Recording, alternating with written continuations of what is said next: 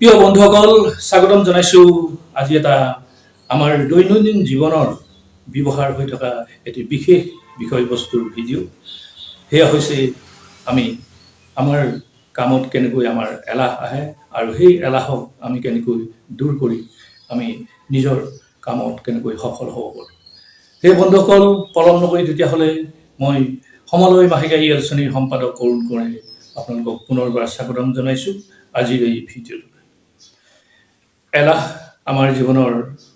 কৰ্মৰ বাটৰ বা সফলতাৰ এটা অন্তৰায় হয়। সেই অন্তৰায়ক আমি দূৰ কৰিবলৈ হ'লে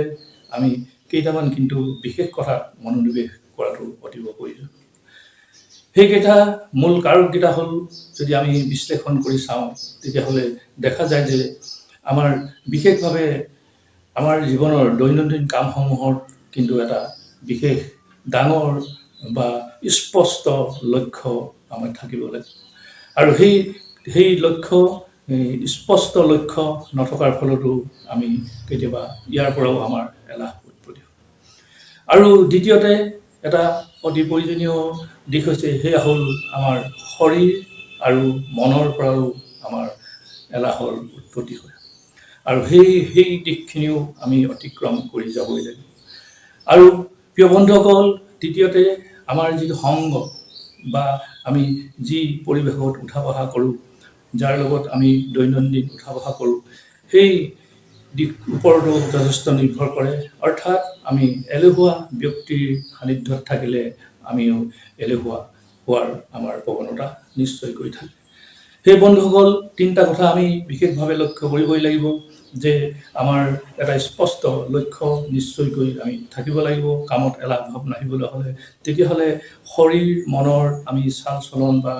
গতিক আমি লক্ষ্য কৰি তাৰ ওপৰত আমি পৰিচালনা কৰিবলৈ চেষ্টা কৰিব লাগিব।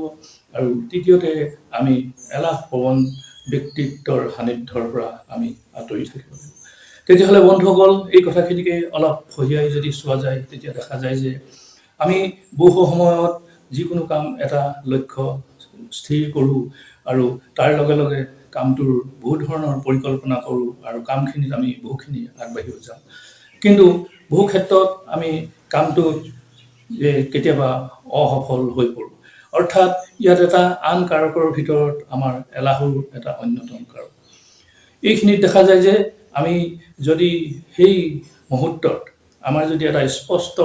লক্ষ্য থাকে, তেতিয়াহ'লে সেই লক্ষ্যই আমি বাৰে প্ৰতি আমি কামটোৰ প্ৰতি আমি উজ্জীৱিত কৰি থাকিব আৰু ভিতৰৰ যিটো আমাৰ নিজৰ মনটো আমাৰ এলাহ ভাৱৰ পৰা আমাক দূৰ কৰি কামত সদায় প্ৰবৃত্ত কৰিব। আৰু সেয়েহে আমি কোনো লক্ষ্য যদি স্পষ্ট লক্ষ্য থাকে, সেই লক্ষ্যচ্যুত নহয়, তেতিয়াহ'লে আমি কামটোত এলাহৰ উৎপত্তি নহয়। সেই বন্ধুসকল, আমি কামৰ এলাহ দূৰ কৰিবলৈ হ'লে আমাৰ কামত এটা স্পষ্ট লক্ষ্য থকাটো অতিৱ প্ৰয়োজন। ইয়াৰ পাছতে আহোঁ বন্ধুসকল, আমাৰ শৰীৰ আৰু মনে কেনেকৈ আমাৰ এলাহ যোগানত প্ৰভাৱ পেলায় সেই কথাটো এবাৰ চাওঁ। শৰীৰক আমি উচিতভাৱে পৰিচালনা কৰিবই লাগিব। অৰ্থাৎ পুৱা সাৰ পোৱাৰ পাছৰ পৰা আমি ৰাতি বিচনালৈ যোৱালৈকে আমি শৰীৰৰ কিছু গতিবিধি আমি লক্ষ্য কৰিব লাগিব। আৰু তাৰ লগে লগে শৰীৰৰ যিবিলাক আমি শৰীৰৰ কাৰণে যিবিলাক আমাৰ উপাদানৰ প্ৰয়োজন, সুস্থ হৈ থাকিবৰ কাৰণে বা এটা কামৰ এটা উদ্যম থাকিবৰ কাৰণে যিখিনি উপাদানৰ প্ৰয়োজন সেইখিনি আমি যোগান ধৰিব লাগিব। অৰ্থাৎ পুৱাৰ ভাগত শৰীৰক আমি এটা সতেজ কৰি ৰাখিবৰ কাৰণে আৰু শৰীৰ পূৰ্ণ কাৰ্যক্ষম কৰিবৰ কাৰণে আমি কিন্তু প্ৰথম কিছু ব্যায়াম বা কিছু তেনেকুৱা অভ্যাসনৰ আমি প্ৰয়োজন। যদিও আমি পুৱা ভাগত ব্যায়াম কৰিব নোৱাৰোঁ, তেতিয়াহ'লে এটা মুকলি ঠাইত আমি চলন ফুৰণ কৰা বা আমি খোজ কঢ়া বা অন্যান্য তেনেধৰণে আমি পাতলীয়া কিছুমান যদি শাৰীৰিক অভ্যাস কৰোঁ, আমি তেতিয়াহ'লেও আমাৰ সেই পুৱাৰ যিটো এলাহ ভাৱটো আমাৰ দূৰ হ'ব আৰু আমি কামত প্ৰবৃত্ত হ'ব পাৰিম আৰু দিনটোৰ কাৰণে আমি এটা কম দম লাভ কৰিম। ইয়াৰ পাছতে শৰীৰৰ ক্ষেত্ৰত আমি খাদ্য কথাটো আহে। আমি যিটো খাদ্যৰ ক্ষেত্ৰত আমি বহুজনে দেখা যায় যে আমি কেতিয়াবা যি সময়ত খাদ্য খাব লাগে ঠিক তেনেধৰণৰ খাদ্য আমি নাখাওঁ, বা যি সময়ত খাদ্যত খোৱা অনুচিত আছিল সেই সময়ত আমি খাদ্য খাওঁ আৰু খাদ্যৰ ক্ষেত্ৰতো আমি কিছু ক্ষেত্ৰতে আমি যি শৰীৰৰ কাৰণে যিবিলাক উপযোগী অৰ্থাৎ সোনকালে যিবিলাক হজম হোৱা যিবিলাক খাদ্য সেইবিলাক খাদ্যৰ প্ৰতি আমি বিশেষ মনোনিৱেশ নকৰোঁ অৰ্থাৎ শৰীৰটো যদি এলাহমুক্ত কৰি ৰাখিবলৈ হয় আমি শৰীৰটো যদি কৰ্মোদ্যম সকলো সময়তে ৰাখিবলৈ হ'লে তেতিয়াহ'লে যিবিলাক আহাৰে আমাৰ শৰীৰটো পাচনতন্ত্ৰক বা যিকোনো খাদ্য সোনকালে হজম হোৱা খাদ্যবিলাক আমি লোৱাটো অতিব প্ৰয়োজনীয় আৰু সেইখিনি আমি সোনকালে হজম হ'লে শৰীৰ আমাৰ পাতল হৈ আমি কৰ্মোদ্যম এটা লাভ কৰোঁ সেয়ে আমি মন কৰিব লাগে আমি ঠিক হোৱাৰ ক্ষেত্ৰতো আমি ঠিক সময়মতে হোৱা বা উঠা ইত্যাদি কথাবিলাকত আমি শৰীৰৰ প্ৰতি মন দিব লাগে আৰু শৰীৰক আমি যেনেকৈ ধৰক ডাইৰেকশ্যন দিম তেনেকৈ যদি আমি কৰোঁ তেতিয়াহ'লে এলাহ ভাৱ আমি দূৰ হয় ইয়াৰ পাছতে আহোঁ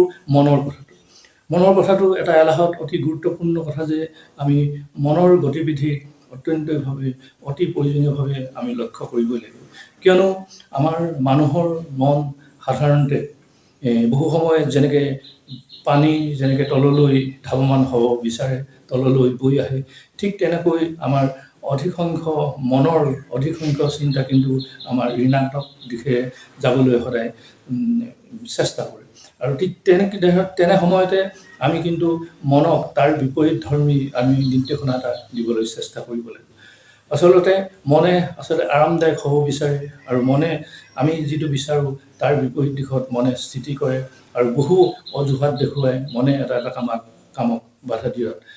মনে যোগান ধৰে আৰু সেইকাৰণে মনক আমি নিশ্চিতভাৱে ডাইৰেকশ্যন দিব লাগিব ধৰক এতিয়া এই মুহূৰ্তত এটা মই ভিডিঅ' কৰি আছোঁ আৰু সেই ভিডিঅ'টোত হয়তো কৰি থকাৰ আগমুহূৰ্তত মোৰ মনলৈ কেইবাটাও ভাৱ আহিছে ভিডিঅ'টো এই মুহূৰ্তত কৰিম নে নকৰিম নে আজি নকৰোঁ নেকি কাইলৈ কৰিম নেকি এনেকুৱা ভাবো মনলৈ আহে ঠিক তেনেকুৱা মুহূৰ্তত আমি কিন্তু নিজকে এটা নিশ্চয় ডাইৰেকশ্যন দিব লাগিব সেই মুহূৰ্তত যদি মনলৈ ভাবে আহে যে ভিডিঅ'টো কাইলৈ কৰিম তেতিয়াহ'লে মনক তাৰ বিপৰীত ধৰ্মী এটা নিৰ্দেশনা দিব লাগিব যে নিজৰ মনক যে নহয় আজি ভিডিঅ'টো কৰিম যদি প্ৰয়োজনীয় হ'বলগীয়া হৈছে অলপ পাছতে কৰিম বা আৰম্ভ কৰিম কিন্তু আজিৰ ভিডিঅ'টো এতিয়া এই মুহূৰ্ততে কৰিম সেই তেনেকৈ তাৰ বিপৰীত দিশত যদি নিজৰ মনক যদি তেনেকৈ নিৰ্দেশনা দিয়া হয় তেতিয়াহ'লে মনেও সেই গতিত আগবাঢ়ি যায় আৰু সেইকাৰণে আমি আমাৰ মনক আমি বুজিবলৈ চেষ্টা কৰিব লাগিব আৰু মনৰ আমি উচিত ডাইৰেকশ্যন দি আমি এলাহ ভাৱৰ পৰা আমি মুক্তি পাব লাগিব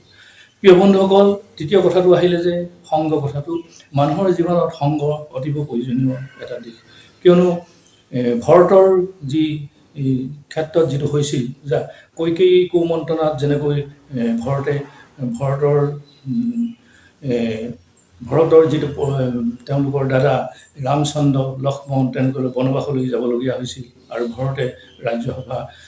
চমজি ল'ব লগা হৈছিল কিন্তু এই পৰিৱেশটো এটা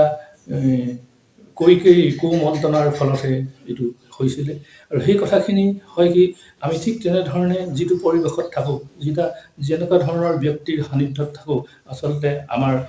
জীৱনৰ ব্যক্তিত্বটো আৰু কাম কাজতো তাৰ যথেষ্টখিনি প্ৰভাৱ পেলায় সেই ঠিক তেনেধৰণে আমি এলেহুৱা ব্যক্তিৰ যদি সান্নিধ্যত থাকোঁ আৰু তেওঁলোকৰ কাম কাজত যদি আমি সান্নিধ্যত থাকোঁ তেতিয়াহ'লে আমাৰো সেই এলাহ ভাৱৰ প্ৰৱণতাটো আমাৰ আহিব পাৰে সেয়ে আমি এলাহ দূৰ কৰিবলৈ হ'লে এই কথাখিনি নিশ্চয়কৈ মন দিব লাগিব যে আমি এলাহ প্ৰৱণ ব্যক্তিৰ পৰা আমি সদায় আঁতৰি চলিব লাগিব আৰু নিজকে সদায় কৰ্মোদ্যম কৰি ৰাখিবলৈ হ'ল সেয়ে বন্ধুসকল এই তিনিটা কথাই আপোনালোকক এলাহ দূৰ কৰিবলৈ হ'লে আমি কাৰ্যকৰী দিশত ব্যৱহাৰ কৰিব পাৰোঁ আৰু তেনেধৰণে আমি এলাহ দূৰ কৰি সকলো কামতে নিশ্চয়কৈ সফল হ'ব পাৰোঁ প্ৰিয় বন্ধুসকল তেতিয়াহ'লে যদি ভিডিঅ'টো আপোনালোকৰ ভাল লাগিলে তেতিয়া লাইক কমেণ্ট আৰু শ্বেয়াৰ নিশ্চয় কৰিব আৰু আমি আশা ৰাখিছোঁ আমাৰ এই আপোনালোকলৈ যি আমি মটিভেশ্যনেল ভিডিঅ' আমি ধাৰাবাহিকভাৱে আপোনালোকলৈ আগবাঢ়ি থাকিম আৰু এই ধৰণে আমাৰ কৰ্মযাত্ৰা আগবাঢ়ি থাকিব আহক সকলোৱে হাতে হাত মিলাই আগবাঢ়ি যাওঁ এই ধুনীয়া পৃথিৱীখন সুন্দৰ চিন্তা আৰু কৰ্মৰে আমি